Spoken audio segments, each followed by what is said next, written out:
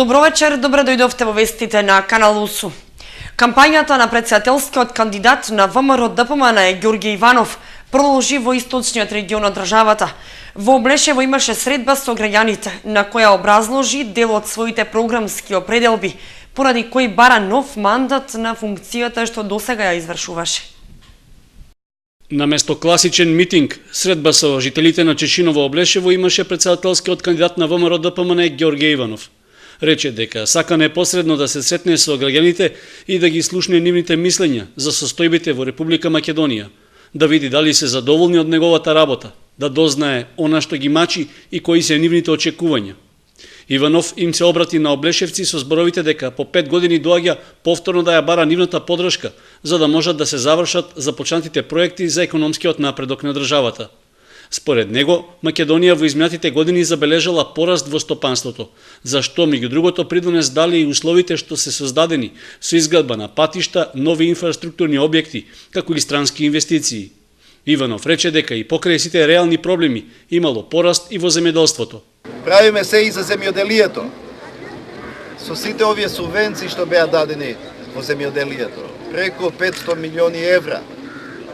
Веќе земјоделието извезува храна од Македонија, се извезуваат македонски производи. Веќе се живее убаво од земјоделие. Ни помагаат нашите пријатели. Доаѓаат странски компании, доаѓаат странски државници. Македонија се отвара и нуди перспектива за секој што сака да успее во живот.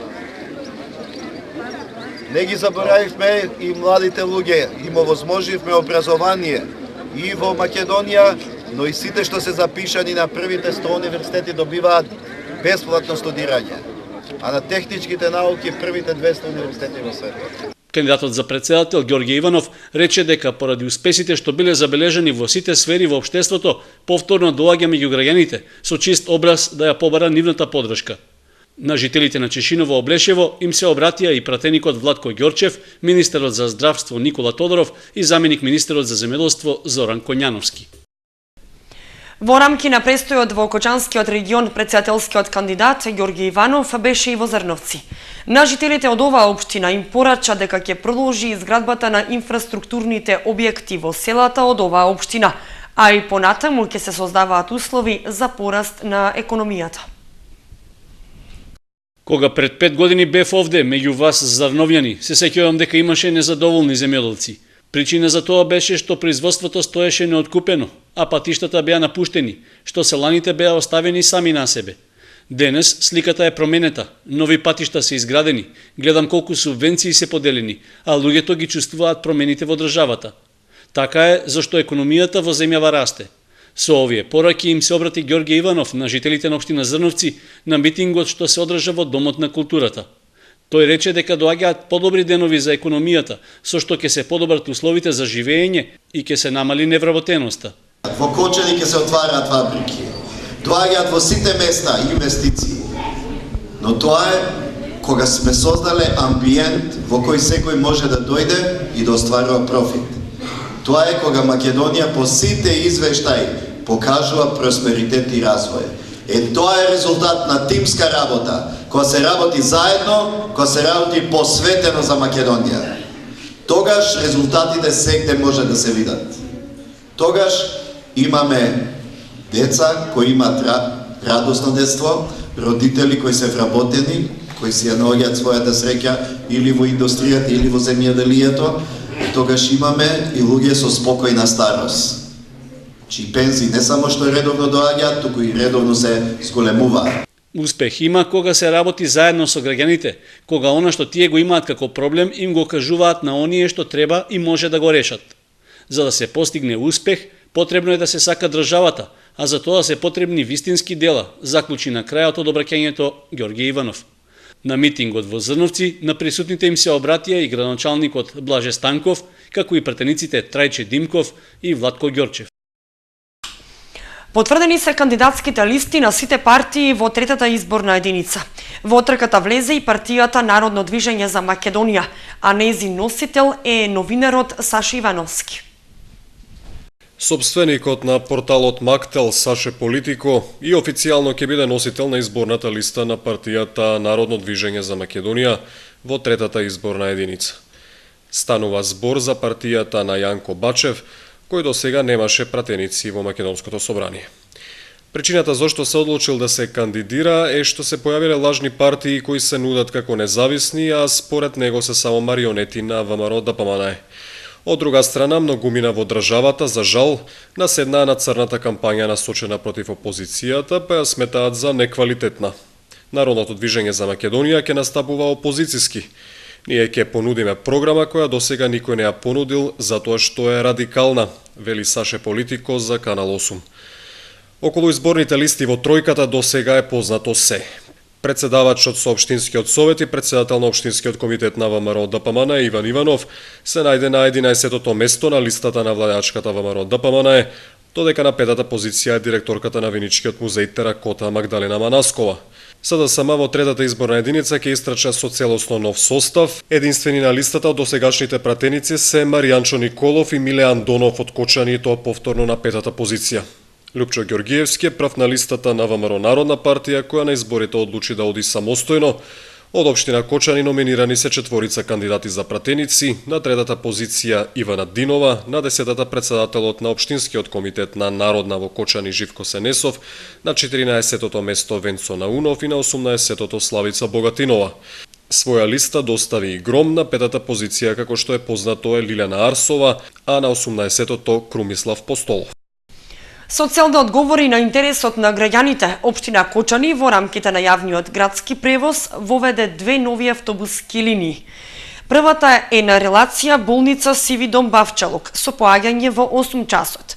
Втората е на релација Бавчалук автобуска станица Оризари Воденица. Поаѓањето е во 16:30.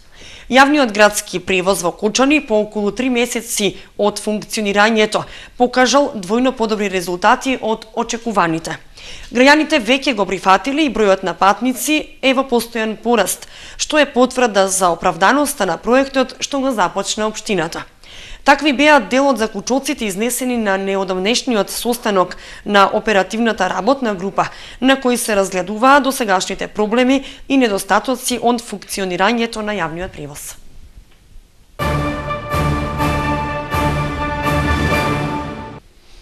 Во Кочани организирана традиционалната априлијада по повод Денот на шегата. Различни маски и насмејани лица го преплавија градскиот парк. Креативни маски, игри, смеа, насмевки и песни, многу шеги имаше денеска во градскиот парк во Кочани по повод одбележување на највеселиот ден во годината 1 април. Пирати, кловнови, пеперутки, принцези, морнари и главни ликови од цртаните филмови продефилираа низ кочанските улици. На летната сцена на Центарот за култура Бели Мугри настапија децата од големите групи од 4 клона на детската градинка Павлина Велјанова. Одиграа по неколку точки и целата манифестација за нив представуваше вистинско доживување, оти беа скриени под несекојдневни маски. На сцената ги поздрави градоначалникот Димитровски. Денеска е убав ден, денеска е радосен ден, денеска е ден на шегата, денеска е ден на маските, денеска е ден кога треба да се ослободиме сите и да ги погледнеме нашите најмили, да ги погледнеме нашите внучиња, нашите синови, нашите ќерки и заедно со нив да се радуваме, да се веселиме. Денешниот ден ќе остане кај ни во длабоки сеќавања, денешниот ден ќе биде едно подсетување за она што следува за пролетта и за оние години кои што им следат, кои што треба да ги поминат додека дојдат во нашето добро. Учениците пак од 1 до 5 оделение од кочанските основни училишта своите маски ги представија преку дефиле, прошетаа низ улиците и се фотографираа за спомен. Јас се викам Даниела, јас сум преправена во принцеза. Јас се викам Софија, јас сум преправена во морнарка. И јас се викам Есра. Добро, во што си преправена? Во индиско. Знаеш да играш индиски песни? Не. Јас се викам Габриела Мишова и сум преправена во клон. Добро. Кажи ми, знаеш да изведуваш акробации како што прави кловнот? Не. Ке научиш? Да.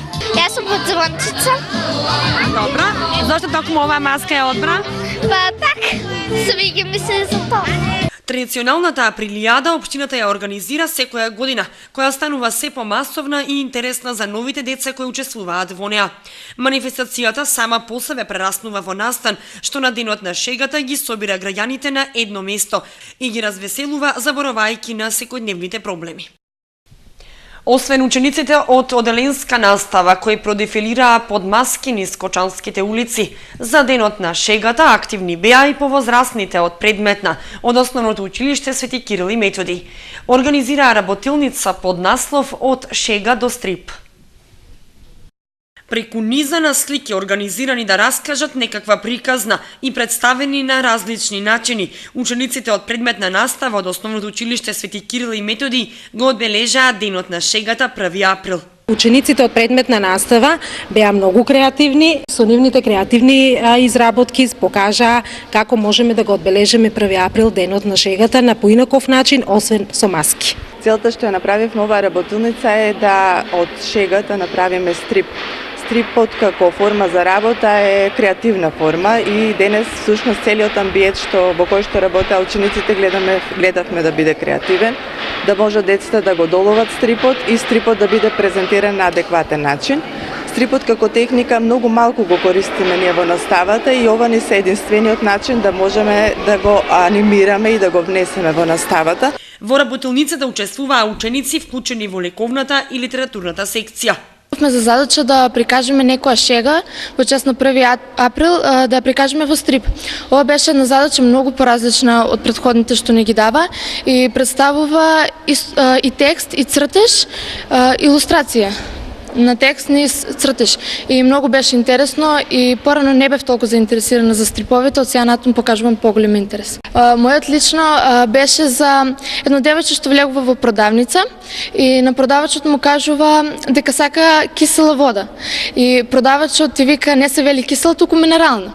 И девојчето вика добро тогаш дајте ми едно минерално млеко, минерална вода и минерални краставици. И тргнете таа минерална насмев код лицето. Преку стриповите сакавме да докажеме дека за шега не мора секогаш да се користат зборовите, туку доволна е една слика. Стриповите се еден начин на забава кој нашите родители го повеќе практикувале од нас денес, бидејќи ние денес имаме поголем пристап кон интернет, телевизија и други работи кои можеме да ги правиме за забава. Стрипот е уметност што се наоѓа помеѓу литературното и графичкото пишување.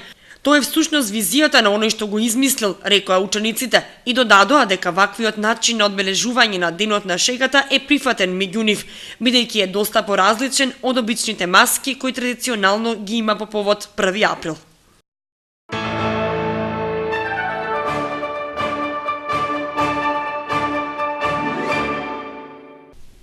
Започнаа подготовките за одржување на фестивалот Ѓурѓовденски обичаи во Оризари. Иако скромно и со неколку фолклорни друштва како гости, ансамблот Љупчо Сантов и советот на фестивалот очекуваат манифестацијата да привлече голем број посетители. На почетокот од мај, населбата Оризари ќе биде домакин на етнофестивалот Ѓурѓовденски обичаи, што веќе 6-та година поред се организира по повод верскиот празник посветен на Свети Ѓорги. Подготовките за одржување на манифестацијата се веќе започнати. Оформен е советот на фестивалот, а носител на активностите е фолклорниот ансамбл Љупчо Сантов. Во моментот се работи на планирање на бројот на учесниците, дизајнирање на лого на фестивалот и други технички прашања. Формирање на програмата со покани за друштва кои треба да не бидат гости на фестивалот оваа година, значи сега за почеток ние нема да идеме на голем број на друштва. Значи ќе идеме прво со едни гости од Србија, едни од Бугарија, од Скопје, ќе ги поканеме значи од Кочани клуба на пензионери, со некои други активности дополнително, значи ќе се потрудиме да го направиме фестивалот скромен, меѓутоа да личи на фестивал кој ќе го носи значи Ѓурѓовден со своите обичаи. За да се обезбедат средства за организирање на фестивалот годинава, фолклорниот ансамбл Љупчо Сантов аплицираше до Министерството за култура со проектот Спроведување на ѓурѓовденски традиционални обичаи, песни и ора. Од таму е добиен позитивен одговор и тој е влезен во програмата за финансирање. Освен тоа, средства се обезбедени и од буџетот на општина Кочани, како и од неколку предпријатија, претежно од Оризари, кои се јавуваат во улога на помагатели. Тоа ќе овозможи да се надминат локалните рамки, фестивалот да стане меѓународен и традиционален, односно да се организира секоја година. Ева на Македонија ги известува граѓаните дека ќе има прекин во снабдувањето со електрична енергија во Кочанско. Без струја в среда, 2 април, ќе останат дел од корисниците од село Бања, поточно оние што живеат во околината на основното училиште. Прекините ќе бидат во периодот од 9 до 15 часот. Како што информираат од Евана, тие се заради реализација на инвестиционите зафати за подобрување на квалитетот во снабдувањето со електрична енергија на корисниците во тој реон.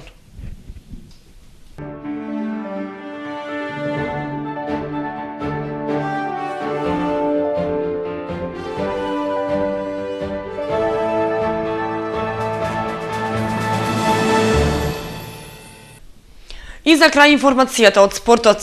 Општината бележи одредени успеси и напредок и во младинскиот спорт. Каратистите со нови медали. Во Оризари се отвора фудбалска школа, а се одигра и 9-то коло во детските фудбалски лиги. Карате клубовите Партизани Кочани освоја по еден медал на меѓународниот турнир Газибава Open 2014, што се одржа во населбата Маџари во Скопје. Турнирот го организираше карате клубот Тигар, а е наменет за пионери, кадети и јуниори. Карате клубот Партизан отпатува со само двајца надпреварувачи, Димитар Јакимов и Роберто Здравковски. Јакимов го освои бронзениот медал, додека Здравковски беше елиминиран во второто коло. Карате клубот Кочани пак го представува четворица каратисти. Во категоријата борби до 40 килограми, Јована Јорданова го освои бронзениот медал, додека Љубомир Давидков, Кирил Тошев и Христијан Коцев доживеа елиминација уште по првите 2 кола. На меѓународниот карате турнир Газибава Open 2014 учествуваа дури 720 каратисти од Македонија, Словенија, Србија, Црна Гора, Бугарија и Косово. Ова беше 9-то предјубилејно издание на овој турнир. Викендов се одигра 9-то коло во детските фудбалски лиги. Резултати генерација 1999-2000. Зарновка Фудбал Старс 2:2, Кочани Брегалница Делчево 4:3 и Каменица Саса Слога 1934 1:0. Води Рудар со 21 боти надпревар помалку пред Кочани со 19 бода. Резултати кај генерацијата 2001-2002.